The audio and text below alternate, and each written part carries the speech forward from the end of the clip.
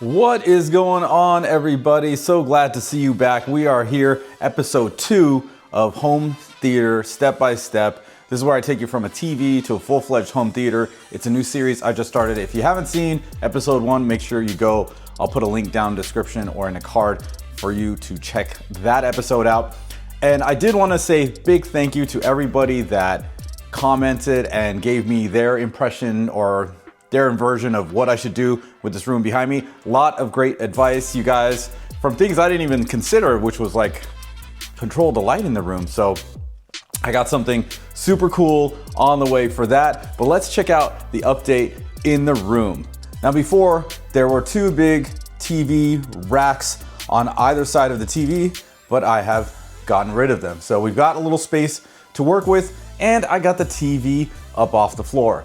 Now, before we jump into the big decision, there are some little things I want to tell you guys about, which I think are super duper cool. One of the issues I have about this room is that it's very old. So even the outlets are old and they're a little crusty. And I really wanted to have outlets that have USB-A or USB-C charging built into it. So instead of going out and actually finding some and turning off the power and all this, I kind of cheated a little bit, and I think these were around 20 bucks on Amazon, and I love these little guys. The best part is the 20-watt USB-C charging for my phone. So as I'm here watching TV or watching a movie, I can get a pretty good charge very quickly. So I really like these things. Now, if you noticed in the last video, the TV was on the ground. I was using it with the Xbox Series X. At the end of the day, this TV could not sit on the TV stand because of the legs, as you can see, which is why I totally love a TV that has a pedestal stand so that it just sits right in the middle of the stand without any other issues with width. Now, of course, I could have gone and got some plywood and cut it perfectly and painted it, but I don't have that kind of time. I wanted to hurry this up. I got this tabletop from IKEA, which is around 30 bucks. And let me show you how I put it onto the glass here. Put them on the glass. So I went ahead and got rubber feet from the hardware store and just placed them in all the places that would want to have some stability. These are very inexpensive and an easy way to make sure that when I place the tabletop down on the surface, it's going to be nice and level.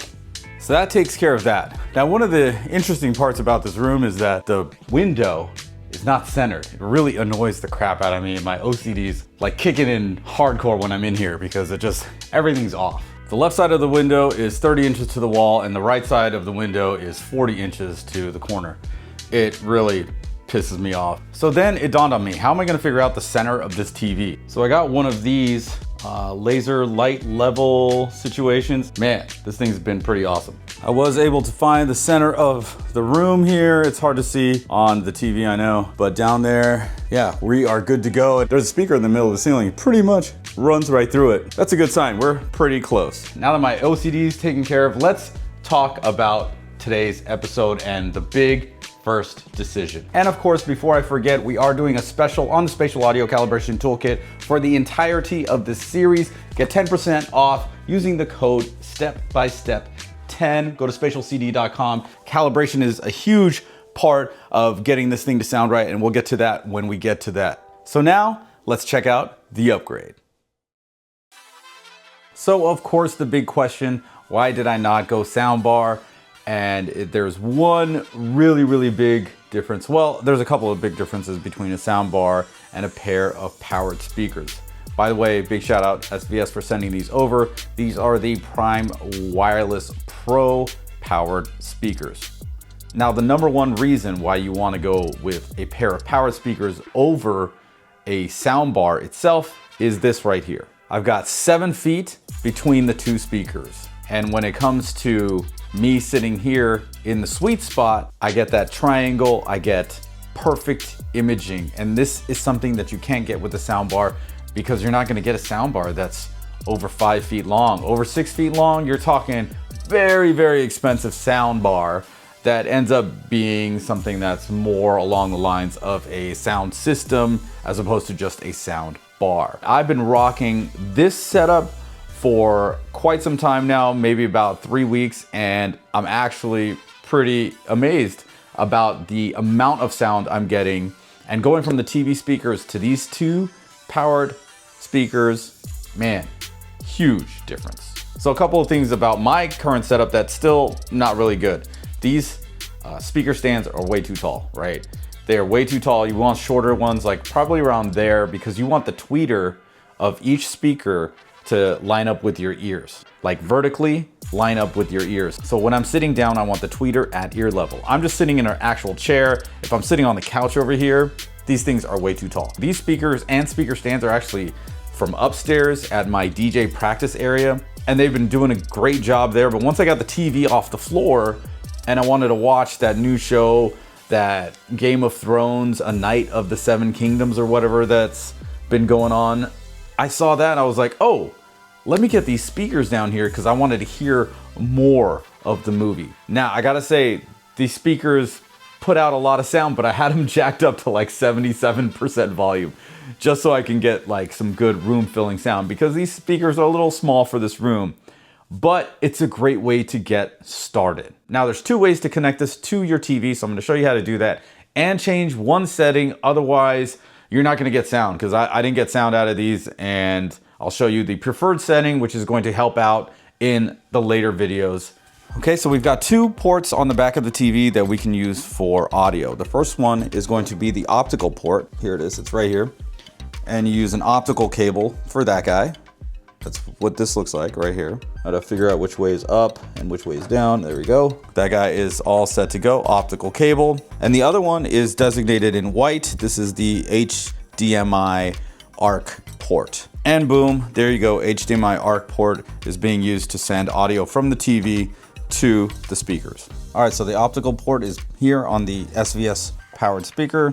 So I'm going to figure out which way is up and down. Oh, like this. Boom.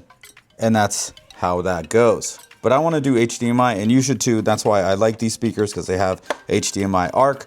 So we can plug in the HDMI cable directly into the speaker. There are many advantages of doing it this way, but we're gonna get to that in a different video. On the front of the SVS, we do have to change the source. We can use the knob here, or we can use the remote control that's included. As you can see, we've got Bluetooth, HDMI, optical, and line in. So we're gonna set this to optical right now, and then jump into the TV and show you how to set it up as optical. All right, so I turn it on the Sony. I'm gonna hit the cog button. I'm gonna go into settings. I'm going down to display and sound, and going out to audio output. It's set to TV speakers right now, and I'm going to hit the button, change it to audio system. So now we have it say to audio system. eARC was not necessary right now, but this is definitely important. Digital audio out, make sure this is set to PCM, okay? Now, that's it. We are getting sound from the TV, optical, over to the speakers. Let's jump into Netflix. All right, so here's the weird part that I don't like with using optical, and that is the volume is not fixed, right? Like I have it at 80 on the TV, but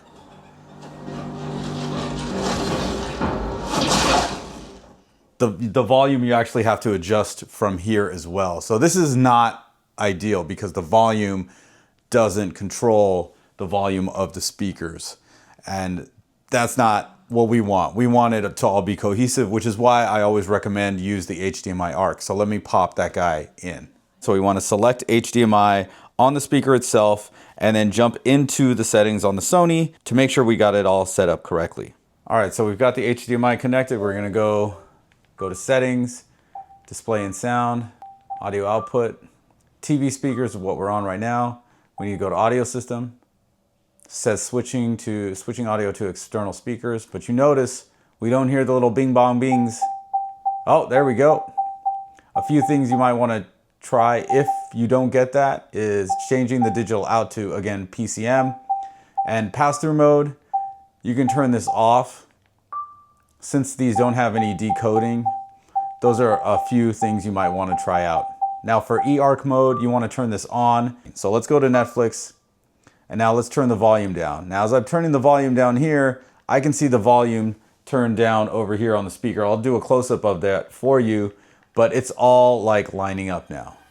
Now this is the ideal setup because you got one remote and you don't need to mess around with the SVS remote, which is what we want. And that's why I always recommend using HDMI ARC. This is a huge upgrade because a soundbar would be like maybe 5 feet apart, maybe. And the drivers on there are very, very small. At least we got a 1-inch tweeter and a 5¼ inch driver on both of these speakers. And this is why I would always recommend going with a pair of powered speakers that are separate, you know, on either side of the TV, so that you can get a better image, and it's gonna be a better overall experience. So here we are at the end of step 2. Now you can stop here. That's totally fine. That's your prerogative. I'm gonna keep going, and if you wanna be along for the ride, don't forget to like and subscribe so that you can stay updated on what I'm doing and the thought process from step to step. And there's gonna be a few twists and turns because of a lot of what you guys had recommended in the previous video I didn't think about, so I'm adding on extra sections for this episode series, which was gonna be about 10 episodes long, but I think it's gonna be longer now.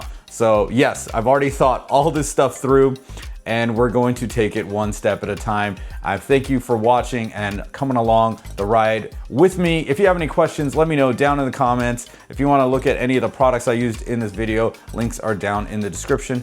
I'll see you in the next one. Peace.